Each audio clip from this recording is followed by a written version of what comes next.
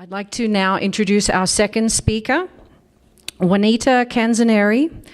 Juanita has been making mosaic art since 2001. The longer she works in this medium, the more stuff she finds to include.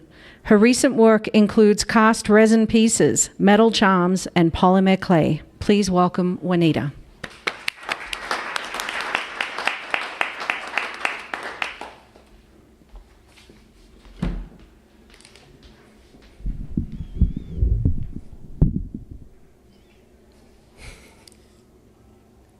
A mosaic is made by assembling small pieces of stone, ceramic, colored glass, and other materials. These pieces are typically known as tessera. Different styles of mosaic work is described with the term opus. The history of mosaics dates back to the 3rd millennium BCE in Mesopotamia. The Greeks picked it up from the Mesopotamians and made some changes, and then the Romans took it on when they conquered the Greeks and they codified everything. My history in mosaics dates back to 2001. I had been laid off from my dream career in editorial work, which turned out to be okay, but I never really loved it, and I really wanted work I could love. I was retraining to go into web design, and then I talked to someone who loved web design, and I knew I never would. I was making a coffee table for our living room at that time and needed something cool for the top and thought I bet I could mosaic that. So I got the instructions online, went to a tile store, and what do you know? I mosaiced a coffee table. And it was a lot more fun than web design. So I got every book on mosaics from the library and found pictures of these gloriously beautiful tiles. Eventually I had to give in to their siren song and find some to play with. Miningers had tiny bags of 24 tiles in each color. I decided that the project that looked coolest in the books that I had seen was a sphere. So I started working on a wooden ball, and it was a hot mess. But it was way more fun than web design. So I kept playing, and a couple months later I had artwork accepted into a gallery exhibit. The next year, I was teaching classes at Bemis School of Art, and by 2014, I was a member of Commonweal Artists Co-op here in Manitou Springs. Then in February 2006, I was approached to mosaic a 12-foot tall by 38-foot wide wall at Discovery Canyon School. The designer for the project had researched the concepts dealing with the big beginning of the universe and had come up with a design that needed to be translated in tile before the school opened in August. I had never done anything like that before, so I researched how to do it, and we did it. And the wall incorporates, among other things, the Big Bang, the Milky Way, a 3-dimensional Earth, which you see here, the phylogenetic tree, and the Big Crunch. It was hard work, but I loved it. Over the years, I've had opportunity to explore a number of different styles of mosaic art. And one of my favorite processes is done with broken tempered glass worked on top of a prepared base. I recently completed my largest sculpture to date. I had been talking with the owner of the Red Wing Motel just south of the Garden of the Gods about a sculpture for her business. The owner, Susie Hawkins, told me that the peacock is a representative symbol of hospitality in some cultures, and that fit right in with her hospitality business, so I designed a peacock to sit on the fence in her garden area. And then I had to build it.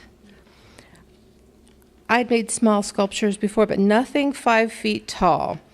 Created the skeleton from wood, corrugated plastic, and spray-on foam, covered it in mesh, and formed the outer layer with a cement clay. And then I could mosaic it. The design used round tiles that had been harvested from a swimming pool that used to be on the site. I learned how to reclaim tile from the project I did for the Air Force Academy when they were renovating one of the dormitories. The job also allowed me to become intimately acquainted with a very old mosaic material called smalti.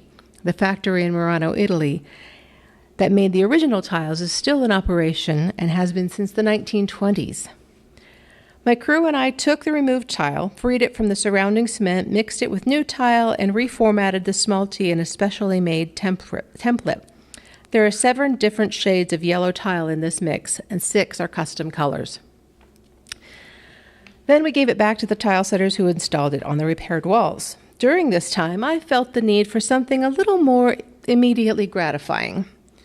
So I started working on some very small pieces of wall art. These became popular with my customers at Commonweal. These pieces have included stained glass, collage, polymer clay, alcohol inks, colored pencils, tempered glass, paint, and now resin, bells, and fiberwork. I've launched a couple of collections of these pieces on Etsy and Amazon Handmade, and they're still part of my product line at Commonweal. But my most recent commission has brought me back to work with my mosaic first love, vitreous glass tile. These pieces gave me the chance to play with color and texture to reflect our local vistas and play with some new materials and techniques along the way. So what has kept me working in mosaics for the past 17 years? They're durable. They're very satisfying for the texture freak in me. The art form has a very long history, and yet new materials and processes allow for freshness of design. And there are countless processes, materials, and styles I have yet to explore. Here are a few lessons I've learned from my life in mosaics. Every person is creative in their own way. Don't say, "Oh, I wish I was creative," because you are.